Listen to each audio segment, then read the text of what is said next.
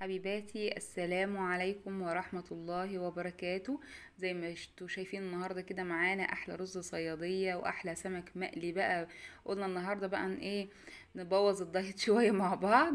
بدل بقى الاسماك الصحية اللي احنا عملناها في فيديوهات تانية، بقى نعمل بقى سمك مقلي بقى مرة من نفسنا.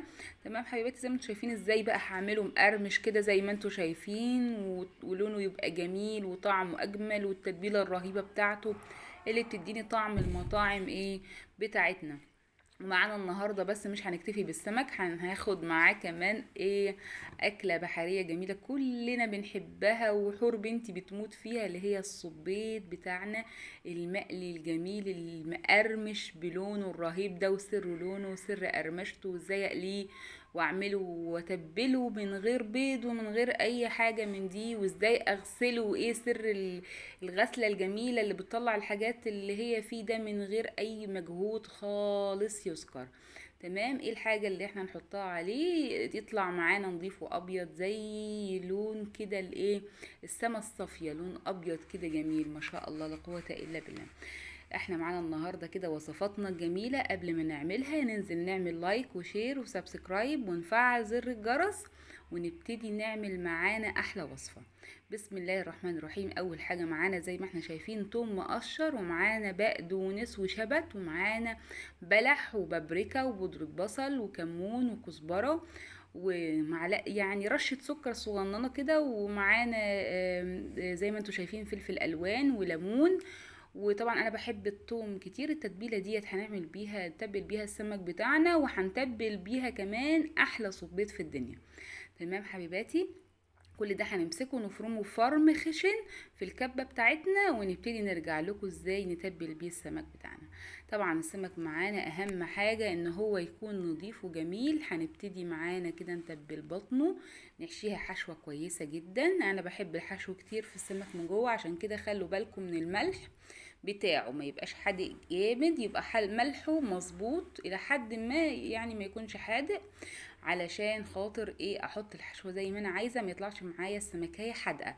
تمام، هنبتدي ايه نقطع لها بالسكينه حته صغننه كده علشان نحشيها، وتبقى التتبيله واصله بقى لايه لكل جزء في السمكه بتاعتي. طبعا انا الحته دي سابقه حته ان انا اقول لكم إيه، يعني للاسف وانا بجمع الفيديو سبقت حته بحته يعني. تمام، احنا هنا هنتبلها زي ما احنا شايفين كده، ونسيبها ايه في تتبيلتها ديت فتره ايه، فتره ساعه او ايه او اكتر، لحد ما ابتدي ايه اجي ابدرها بالايه بالسمك. تمام، زي ما قلت لكم انا سبقت حته بحته، فانا بقول لك هنا ان السمك لازم يكون نظيف جدا جدا، وبالذات الديل بتاعه لازم يكون نظيف، اخليه بيبقى احمر كده وجميل ما شاء الله لا قوه الا بالله. والليمون ثم الليمون ثم الليمون في السمك اساسي اساسي اساسي الليمون. طبعا احنا تبلناه وسبناه حبه كده تقريبا ساعة او على حسب الرغبة، كل ما سبتيه كل ما كان اطعم يعني. تمام، هنبتدي بقى نحطه في الدقيق بتاعنا ونتبل الدقيق ايه بتاعنا. ايه هي بقى تتبيلة الدقيق اللي المفروض نحطها مع السمك المقلي عشان يطلع مقرمش وجميل؟ اولا الدقيق بتاعنا يكون عليه دقيق ذرة، معلقة دقيق ذرة، يعني الابيض الاصفر الموجود عندي في السمك مفيش مشكلة. تمام، هنبتدي نحط كده بابريكا، وهنبتدي نحط بودرة بصل وبودرة ثوم. تمام، وطبعا رشة ملح لو انا حابة، مش حابة تمام، والكمون اكيد ده طبعا عشان ريحة الزفارة ما تبقاش موجودة معايا. تمام، وهنبتدي كده ايه نقلب الايه التتبيلة بتاعتنا. طبعا ما نسينا نحط النشا. النشا هو المكون الاساسي بتاعنا النهاردة، اللي هيديني هو دقيق الذرة، هيديني القرمشة والشده الحلوه دي بتبقى من الليمون. قلت لكم اي سمك يبقى فيه شده كده وماسك نفسه ده اساسه ليمون. تمام حبيباتي، تمام زي ما احنا شايفين كده. طبعا احنا بعد ما تبلنا السمك وسبناه فترة ساعة هنبتدي ايه، نحطه في الدقيق بتاعنا ونسيبه في التلاجة زي ما انا عايزة لحد ما عاد القلي، واغمره بالدقيق لحد شوفوا شايفين هو شرب الدقيق بتاعنا كله. هنبتدي في الفترة دي نعمل الصبيط، نغسله مية سخنة ونحط فيها الصبيط بتاعنا، ونحط معلقة كربوناته، وبعد كده نحكها يطلع معانا زي ما انتوا شايفين ابيض ما شاء الله لا قوة الا بالله، من غير اي مجهود ولا تعب ولا خد معايا اي وقت. تمام حبيباتي، وانا ضامنه نظافته، انا اللي عاملاه بايديا، فيعني حاجه كده لولادي ما خافش وانا بقدمها لهم ياكلوها بالف هنا، اللهم امين. هنبتدي نقطعها بالمقص كده زي ما احنا شايفين كده، قطع وشرايح طويله رفيعة ما شاء الله. بسم الله الرحمن الرحيم. هنبتدي نقطعها كده واحدة واحدة، بسم الله الرحمن الرحيم، زي ما احنا شايفين مع بعض كده، شرايح طويلة. تمام، بعد ما قطعناها شرايح طويلة كده زي ما انتوا شايفين معايا، ايوه، طبعا انا ما برميش في الصبيط حاجة، لا راس بقى ولا اي حاجة بتترمي، طبعا بغسلها وبشيل العيون بتاعتها والكلام ده كله. تمام، بعد ما قطعتها شرايح زي ما انتوا شايفين كده كأني شارياها اهو ما شاء الله جاهزة من بره، ما خدتش دقايق في عمايلها. تمام، هبتدي اتبلها بقية التتبيلة بتاعة الايه، بتاعة السمك اللي احنا تبلناها مع بعضينا كده، ونغمرها مع بعض كده، ولا بيض ولا غير بيض، كل حاجة كده ايه بالدقيق بتاعنا، وهنتبلها هتبقى كريسبي وجميلة وريحتها تحفة، ولا فيها اي زفارة ولا اي حاجة خالص.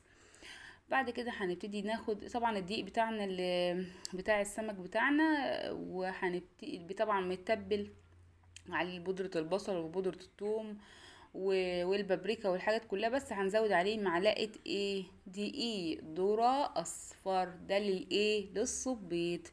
معلقة دقيق ذرة اصفر بتديني بقى اللون بتاع الصبيط بتاع بره، والقرمشة الخطيرة بقى وان شاء الله مش هيفصل معايا. واقول لكم ايه اللي يخلي الصبيط بتاعنا او اي حاجة مقلية القشرة بتاعتها ما تفصلش معايا، هقول لكم دلوقتي حالا. بعد ننزل بقى كده بالايه، ننفض الصبيط بتاعنا وننزل بيه في الايه، في كيس الدقيق ده عشان ما نبهدلش بقى ونبهوأ الدنيا تمام.